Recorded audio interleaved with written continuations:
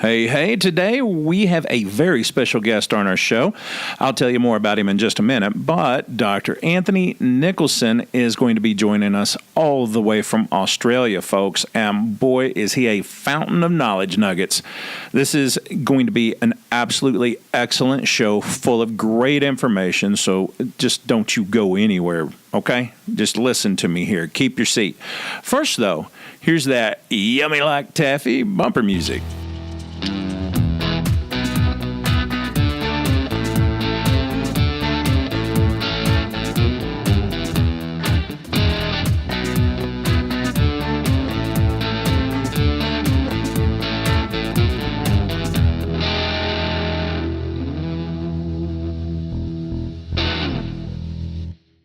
All right, we're all back. We're in our seats. Welcome to the podcast today. I'm Dr. Jeff Williams. I'm your host for the Chiropractic Forward podcast. So glad you decided to join me. You have beamed yourself right into episode number 70, just like Captain Kirk, all dashing and daring.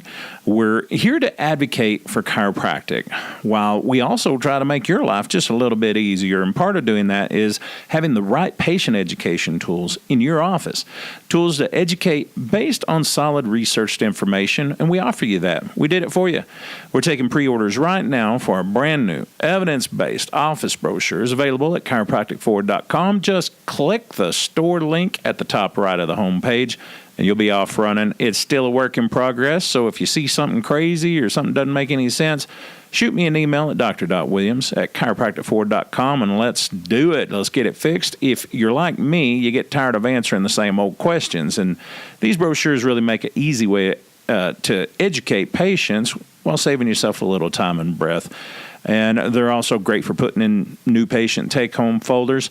Anyways, go check them out, chiropracticforward.com, store link. While you're there, you ought to sign up for the newsletter. It's just an email, not a big deal. We're not going to spam you. It's one email per week just to remind you about the new episodes coming out. We got a Facebook page. It's really doing very well. We posted some content on there, and it just went a little bit crazy. Right now, it's like 45 shares. People love it. Go check it out. It's the Chiropractic Forward Facebook page. Onto the DACO this week. I'm going to tell you, I started the masterclass called Pain in the Frame, and I am absolutely fascinated with the information. But we're not going to talk about my specific experiences on the DACO right now, because our guest today, he's one of the creators of the entire online education program.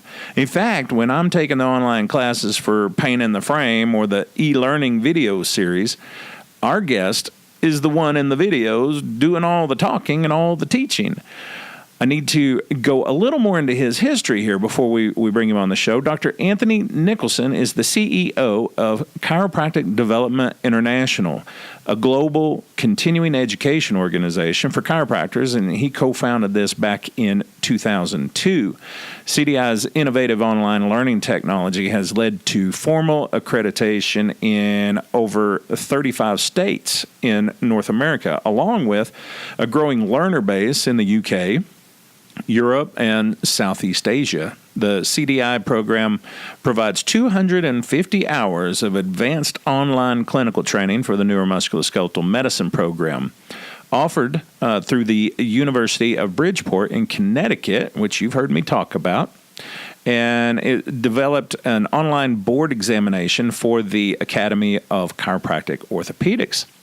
As a partner of Spine Partners in Warunga, we're going to make sure I'm saying that right, but Warunga in Sydney, Australia, Dr. Nicholson is also a full-time chiropractic physician in private practice, is a board-certified chiropractic neurologist, and is a board-certified chiropractic orthopedist. So, pretty accomplished right there. In addition, he's an adjunct senior lecturer in neuromusculoskeletal diagnosis and evidence-based practice at Macquarie University in Sydney's North Shore.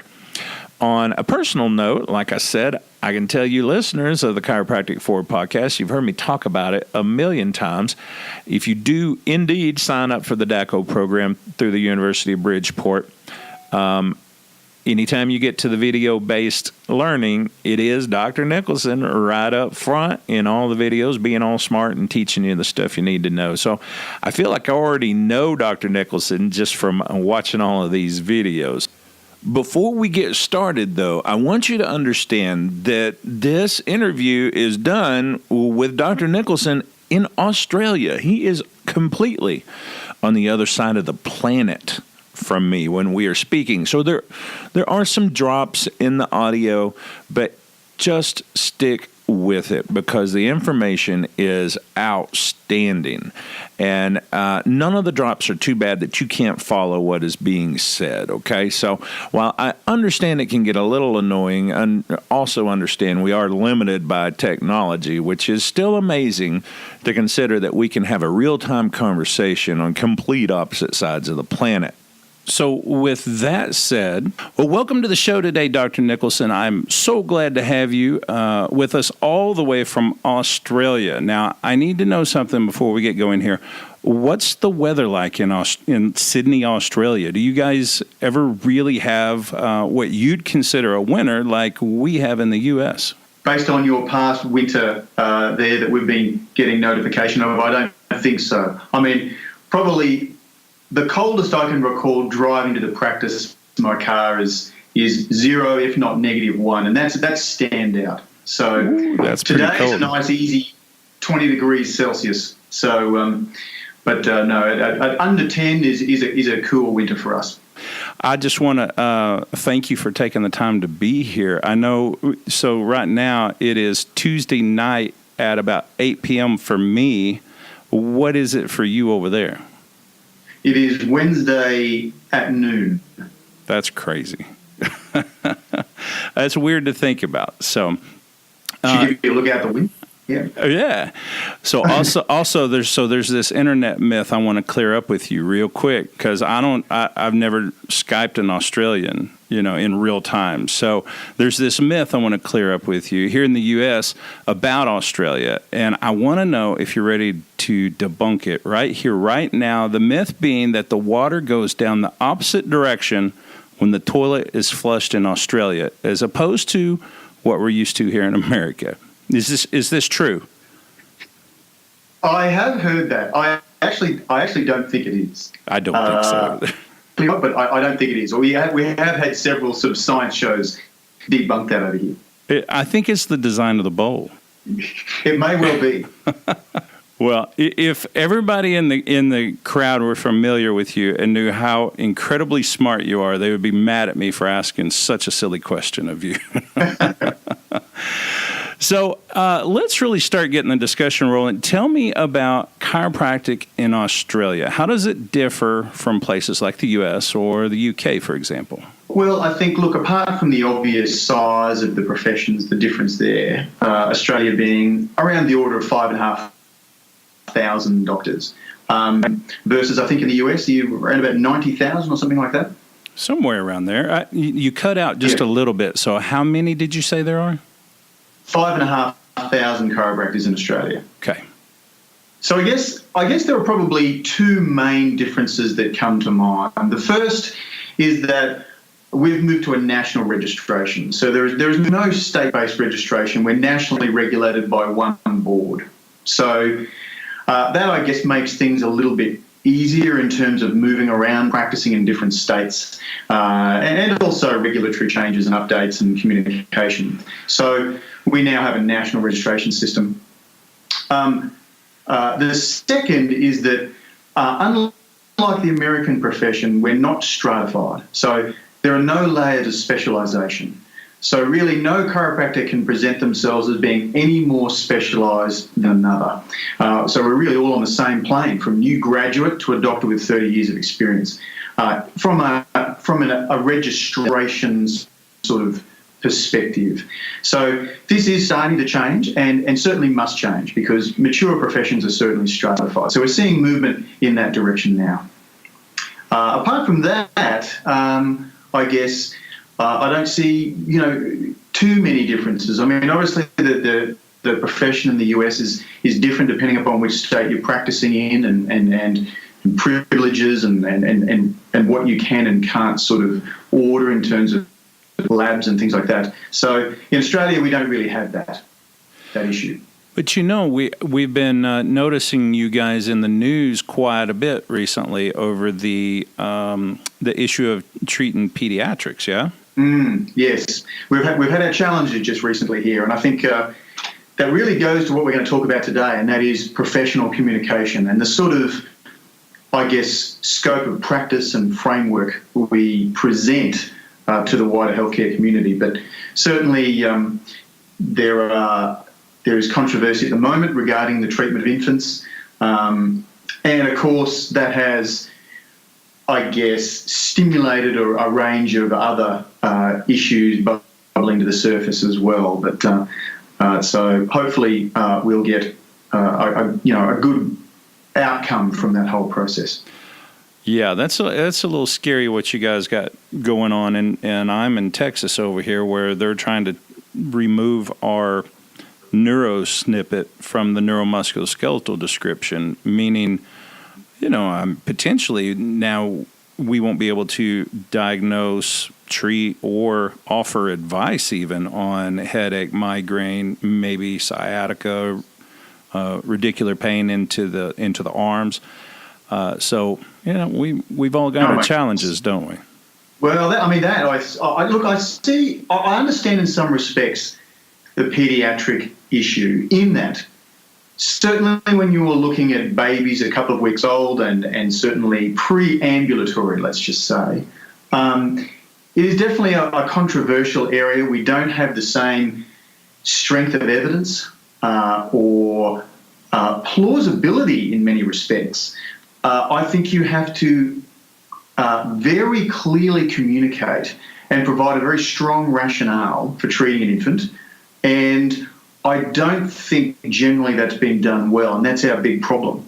But when you look at even, older children, teens, and certainly the adult population, I mean, as chiropractors, we deal with pain in the frame, and then this is currently the largest healthcare burden worldwide. So when you look at both axial pain and extremity syndromes, these are the biggest healthcare problem in the world. So, and we've got strong evidence and strong rationales for intervening in those circumstances. So certainly the pediatric issue is a problem. I think before a patient can report, provide any sort of history, tell us that they're in pain, then what are we working off? What sort of clinical indications, what sort of rationale and explanation are we providing for introducing a therapeutic physical force into a baby that's sort of 4 to 6 years, 4 to 6 weeks old? Now, I could offer one now, I think, based upon the latest concepts in neuroscience, and there is some really promising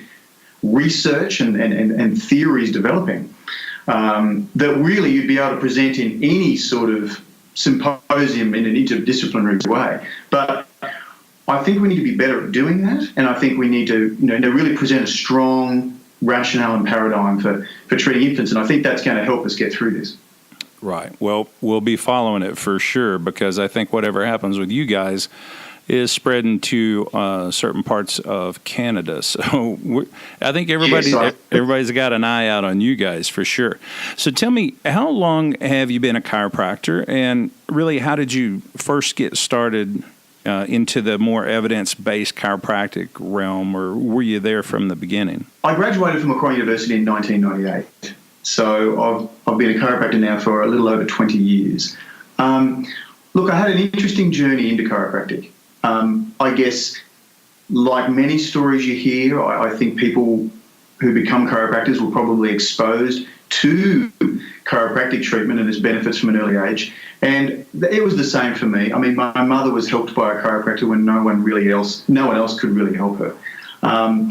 And all sorts of invasive procedures were proposed. And she's now a healthy and capable 70-year-old and has never needed any of those more invasive solutions. So I guess I was then taken along for all sorts of sports injuries, so developed a comfort with it very early on. I was gravitating, I guess, towards the biological sciences, healthcare. I had a real interest in the brain and performance. I was into sports. So it was really always going to be something in healthcare, whether that be medicine, surgery, chiropractic. And I sort of went back and forth. but the ability to apply hands-on to the human frame, really to examine, identify problems, imbalances, and then treat that with the hands had a real appeal. I really wanted to learn how to do that at the end of the day. And so that took me to chiropractic school eventually. In terms of whether I started evidence-based, I to be honest, I didn't know really where I was in the beginning. And I think the major reason for this sort of confusion was that in our education back then, it was really a bit like the Grand Canyon, let's just say, as a simple example. On one side, you had the bedrock of well-classified pathology and the biomedical sciences. And I'm a kind of all or none person. So when I decided to study chiropractic, I really sank my teeth into all of those core subjects and read voraciously. And then let's just say on the other side, you have the technical skills, all of the manipulative and adjustive skills and things like that. And, there's really an entire spectrum of physical forces there that we apply. But really what was missing for me was this framework to join the two. When you go out and you'd spend time in practice with chiropractors, you'd find that distinct pathology, well-identified pathologies at the end range aren't walking in the door in terms of the most common presentation.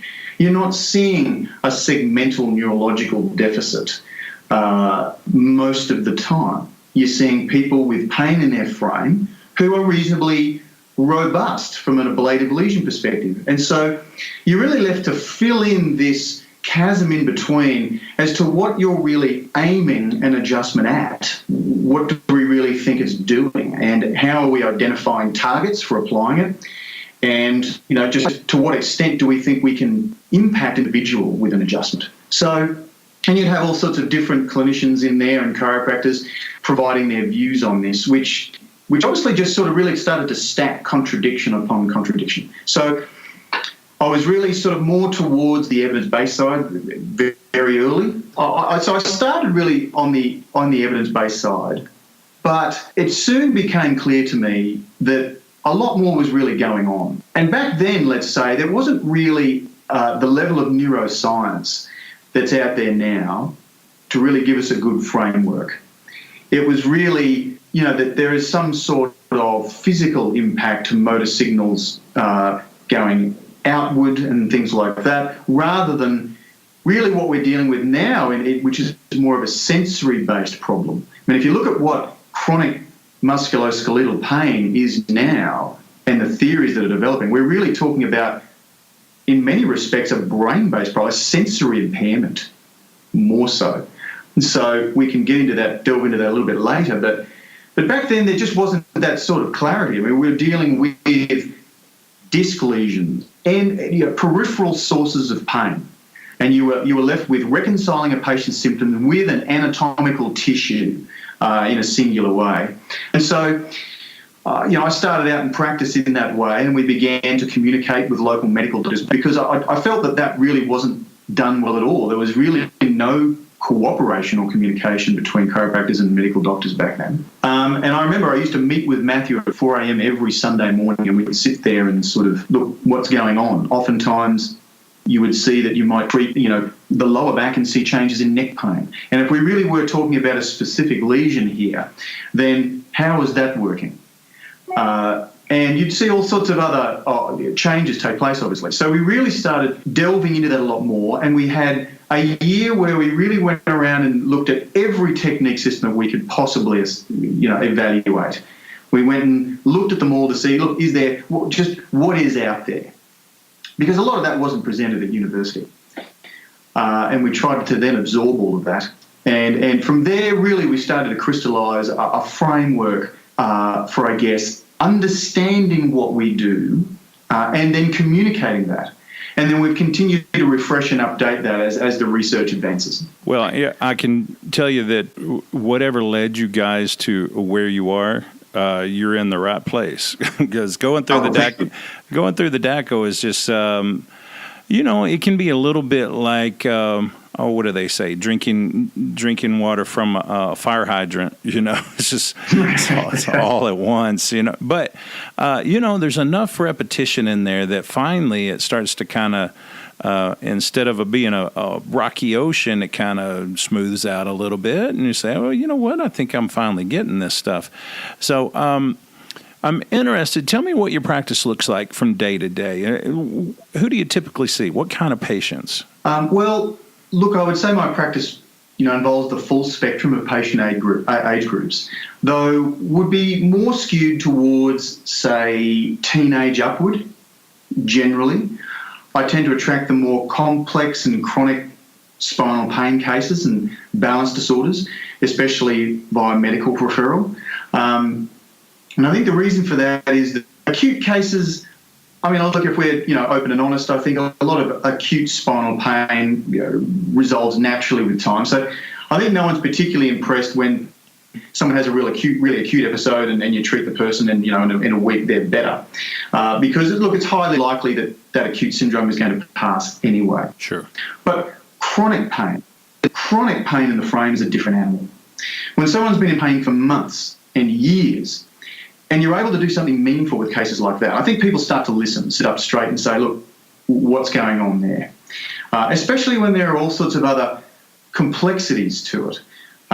So balance disorders, dizziness, sensory motor control impairments, these types of issues. I think once you start to see the spine as an axial joint system that is wired up with a sensory system that has enormous leverage over the brain, we start to understand that you've really got an articular system, a joint system, which really, I guess, represents points of articulation, and that joint system is connected to a brain that's plastic and moldable and usage dependent. And so where we really see the evidence going now is that, we are able, I guess, to amplify proprioceptive inputs or the sensory reporting of joint position to such a degree that it changes the responsiveness of central neural systems so that the brain starts to get a clearer and more accurate understanding of body parts and their movements. And this is really where the chronic pain research now is going in terms of breaking those patterns and those learned associations between movement and pain. So my practice very much is geared towards that, chronic cases, people that have all sorts of layers to their problem. And then once you get them to a level, a quality of life that they're happy with, they tend to want to maintain that to some degree. So try and stay ahead of further trouble and just sort of keep their system responsive and healthy. And so that would be the bulk of my day-to-day practice. You being the main teacher on these DACO courses, I feel like I need to be taking notes right now. Like there's going to be a quiz after we're done here. I hadn't intended Right. So now you mentioned that you have a pretty good referral base from the medical community. Tell me how you really started that. Well, that's a good question. I think, Matthew, my business partner, I've come on quite a journey there. I first met Matthew when I was in my final year, actually. He graduated a few years earlier and was back there giving some lectures. And I remember being impressed by his professionalism.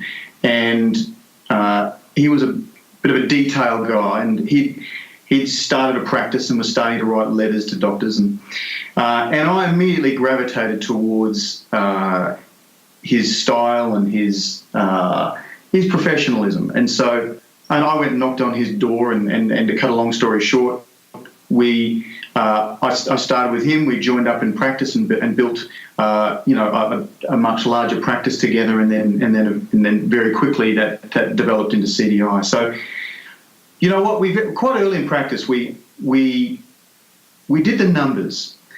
We looked at the level of cooperation that was there between chiropractors and medical doctors, which was virtually none, and that dismayed me in the beginning, because I thought, here was I graduated with all of this knowledge. I was ready to try and help people with spine pain, and yet that was not being recognised really outside of our profession.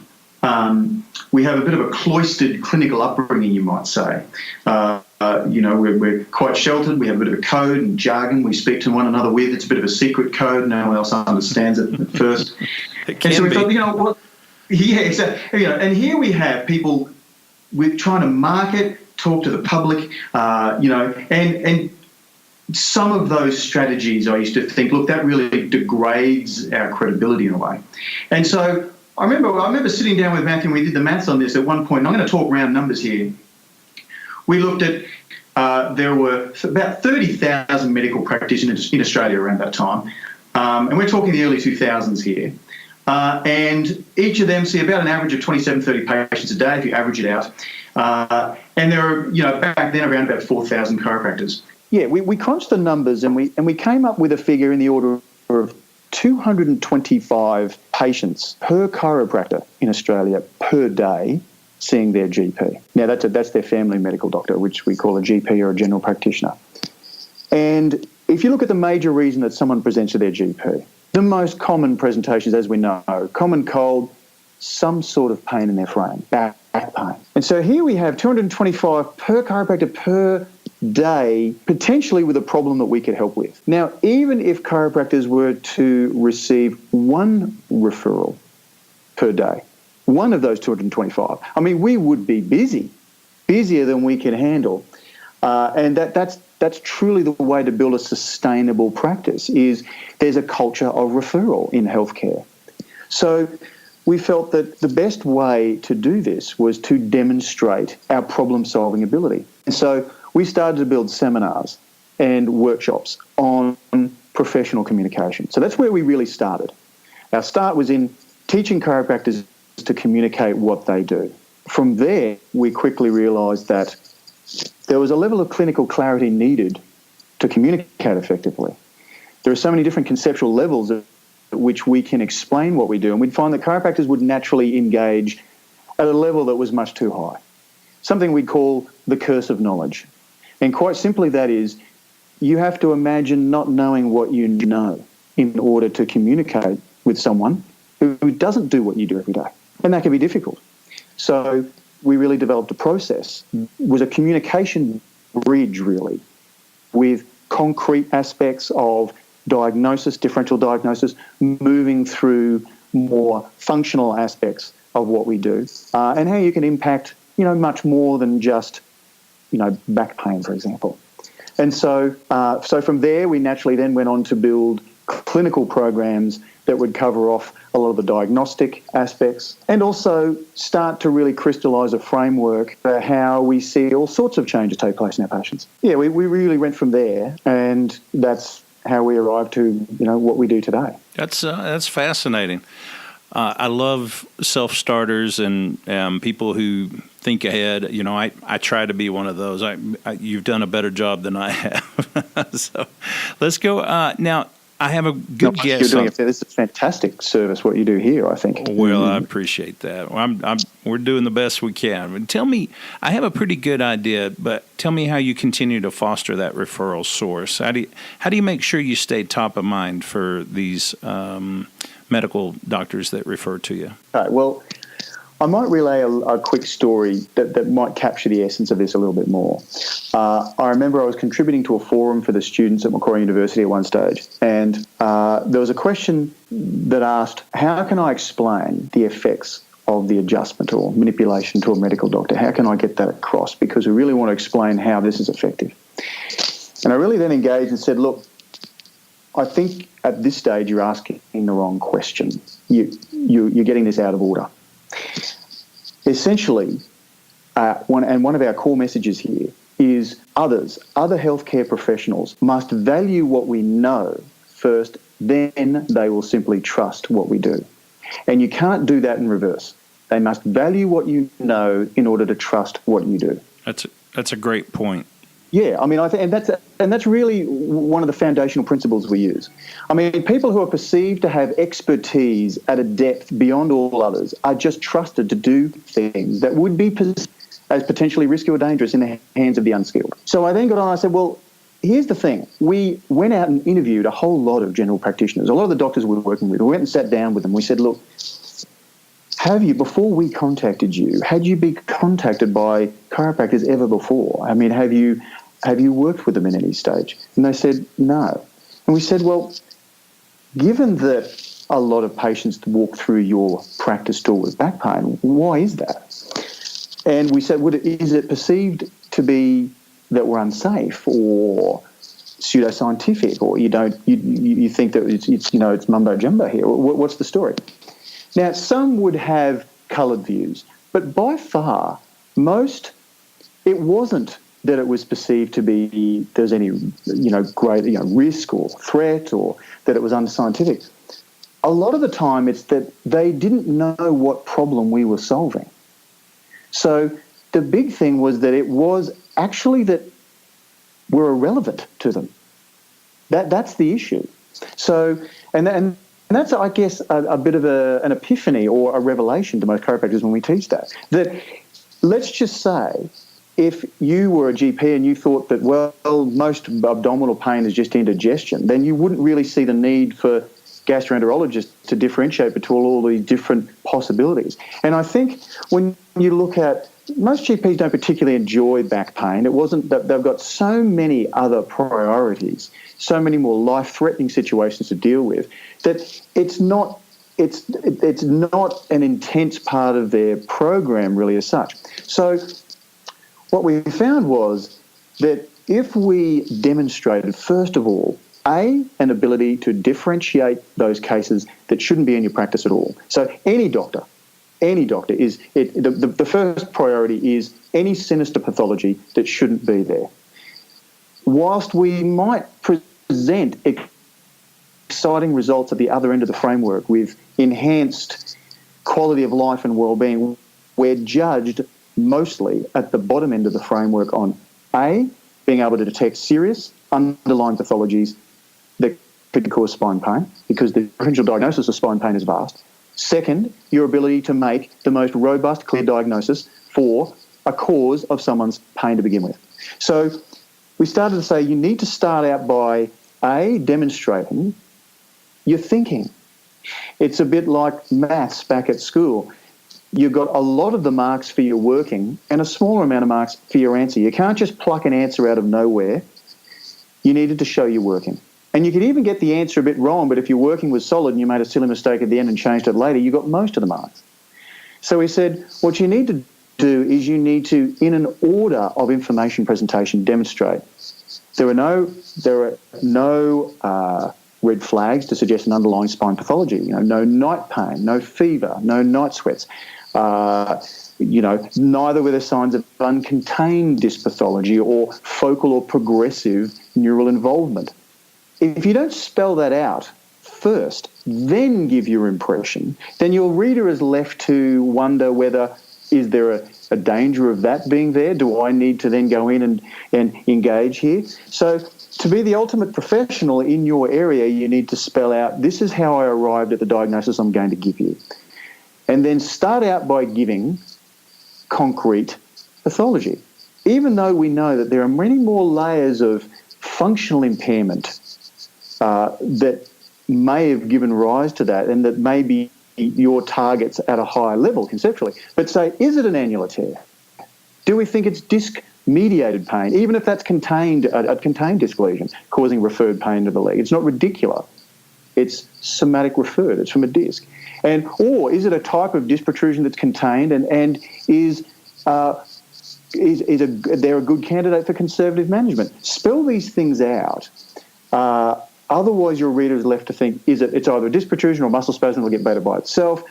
And once you demonstrate this ability to make diagnostic distinctions at a depth beyond others, all of a sudden now you're a problem solver. Now there's a reason to send a patient through to you, because there's the confidence that you will, if it's serious, you'll know. If it requires referral to a surgeon, you'll know. Otherwise, you'll effectively manage this case. Yeah, and I do like y'all's sentiment. So you've got to demonstrate your relevance. Oh, I'm sorry, but I did want to say that I do like y'all's overriding sentiment of presenting yourself as a diagnostician, not a therapist. And I think that kind of goes with what you're saying. Well, exactly. And that's why I then went back on this forum to go back to this, quickly back to this story and say, you demonstrate diagnostic expertise first, and then if you've demonstrated the authority to diagnose it, then you're going to be trusted to manage it. And so we said, even that alone, you're going to save the healthcare system oodles of dollars. I mean, if people are presenting to you and you are differentiating these cases, you're saving the healthcare system unnecessary interventions, diagnostic procedures, and we all know that it's collapsing under its own cost. So we need more than ever now a group of clinicians skilled in triaging spine pain, preventing unnecessary invasive procedures that were never going to work anyway. This is a brain problem. You can't cut out someone's pain. You can only alter the anatomy and hope it doesn't hurt anymore. So we're good at that. We're good at modifying people's brain responses to their spine movement, re-educating them. That's our strength. But it has to start with a good diagnosis. And this is, again, leads me to another, I think, big problem, and that is over here when you look at what's going on now. The actions of an individual have been generalised across a profession. Once again, we see this problem. And I further noted on this forum, I said, here's another big, I think, concept that we need to take forward, and that is chiropractic is not a treatment. It's a profession. A profession is a group of skilled clinicians with diagnostic strength across a certain breadth that has a depth far beyond anyone else. It has proven efficacy. It has education. It has continuing education. It uses a range of treatment tools and modalities upon which to execute. But you cannot reduce an entire profession to a modality and say, oh, I've tried chiropractic treatment, it didn't work. Or questions have been raised regarding chiropractic treatment and its efficacy today based upon the response in a certain individual situation. I mean, that's akin to saying someone reacting badly to a medication or a surgery and saying medical treatment was called into question today after someone reacted in this way. Yep. No, I agree completely. Okay, folks, so that's going to be part one for us with Dr. Anthony Nicholson all the way from Australia. Part two is going to be next week, and I promise you, you do not want to miss it. He gets into some excellent ideas and concepts and things that I think you're really going to latch on to. For now, we're going to end this show, just like we do every show, with the message. And I want you to know with absolute certainty that when chiropractic is at its best, you just can't beat the risk versus reward ratio, because spinal pain is primarily a movement-related pain and typically responds better to movement-related treatment instead of chemical treatments like pills and shots. And when compared to the traditional medical model, research and clinical experience show that many patients get good or excellent results through chiropractic for headaches, neck pain, back pain, joint pain, and that's just naming a few things. Chiropractic care is safe, cost-effective. It can decrease instances of surgery and disability, and chiropractors normally can do this through conservative, non-surgical means with minimal time requirements on part of the patient. And if the patient develops a preventative mindset going forward from initial recovery, chiropractors, we can usually keep it that way while raising the general overall level of health of the patient. The key point for me is always patients should have the guarantee of having the best treatment, offering the least harm, and that's chiropractic. Send us an email at dr.williams@chiropractic4.com. Let us know what you think of our show, or tell us your suggestions for future episodes. You know we love to hear them. Feedback and constructive criticism, it's a blessing, and so are subscribes and excellent reviews on iTunes and other podcast services.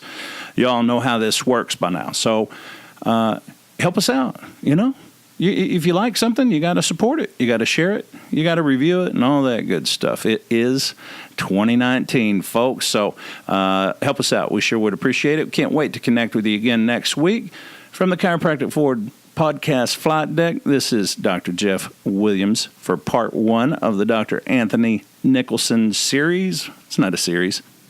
It's more of like a two-part podcast. Hey, that's more exact. Anyways, again, this is Dr. Jeff Williams saying upward, onward, and forward.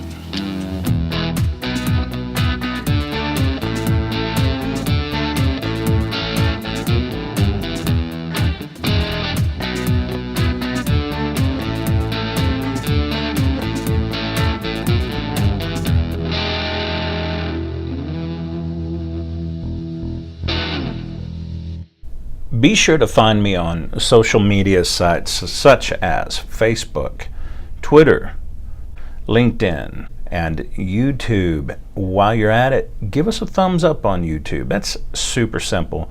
Be sure and visit chiropractic4.com. Give our podcast a listen. Lots of wonderful, wonderful information there. And as always, thanks for listening.